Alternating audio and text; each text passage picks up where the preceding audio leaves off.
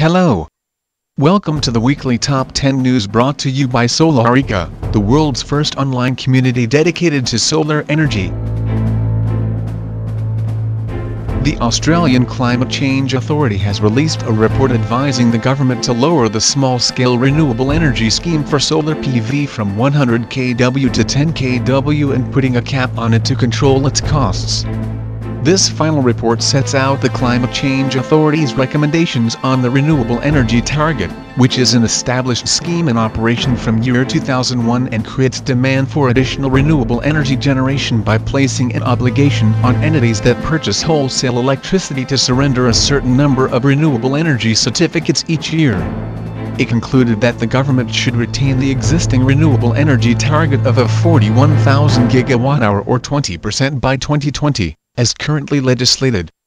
The report demonstrates that generation eligible under the scheme produced around 14,000 gigawatt-hour of electricity in 2011. The value of solar photovoltaic cells and modules imported into the United States from China dropped to $75 million in October this year from $213 million in October 2011.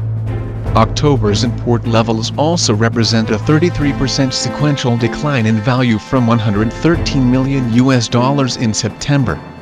The Coalition for American Solar Manufacturing credits the imposition of anti-dumping and countervailing duties on such imports for this decline.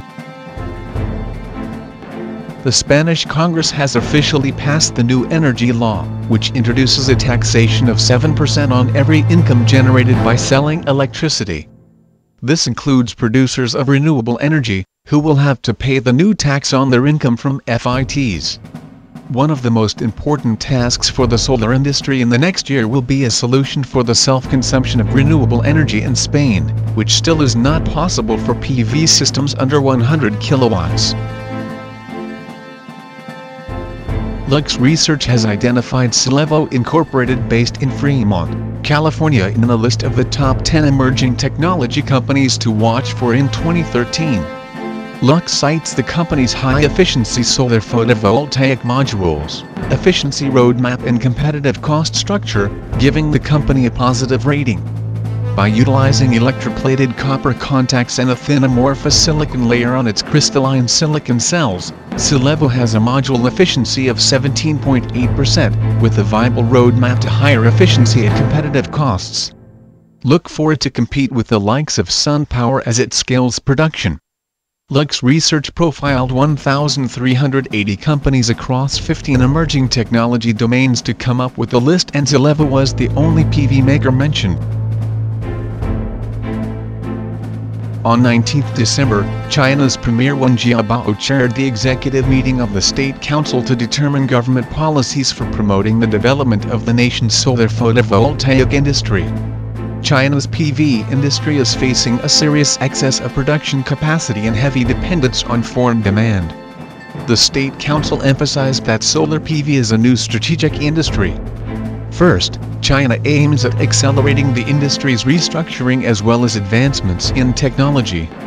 Second, China is up to standardizing the industry development track, strengthening planning of PV generation with consideration for power grid integration, and creating a fast and efficient system to handle that integration.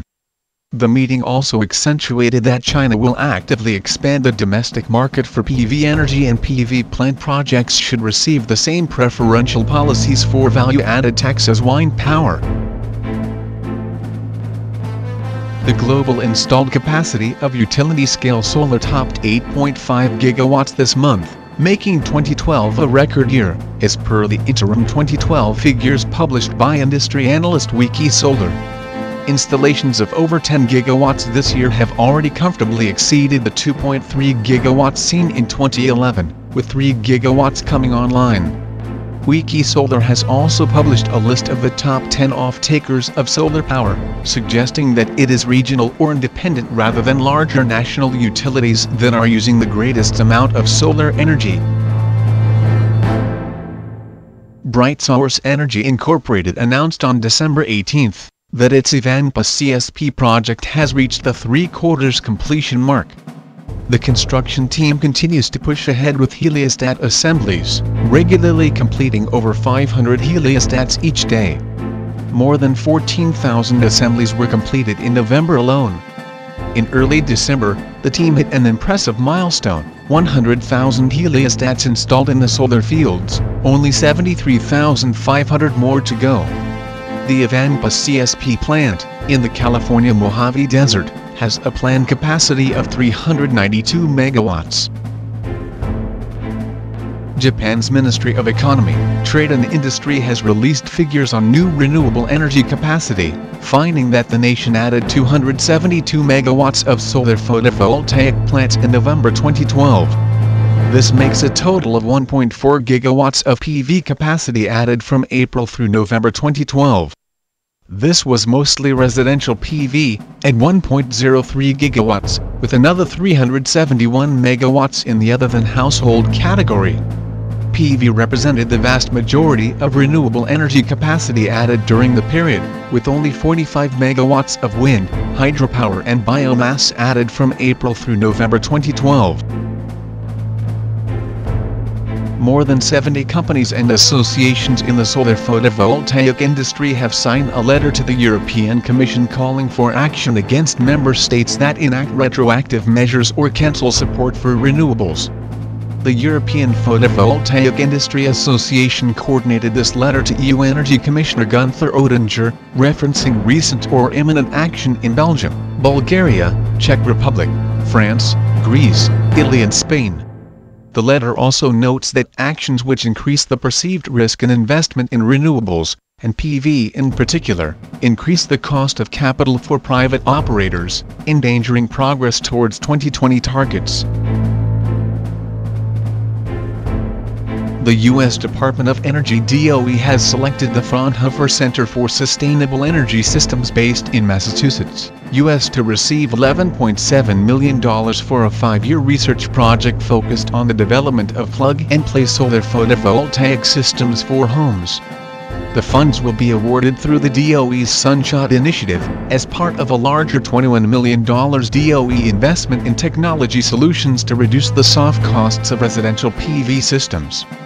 With the DOE investment, the center will create technologies, components, systems and standards, with the aim of developing pre-configured systems that can be purchased, installed and commissioned by a homeowner within one day.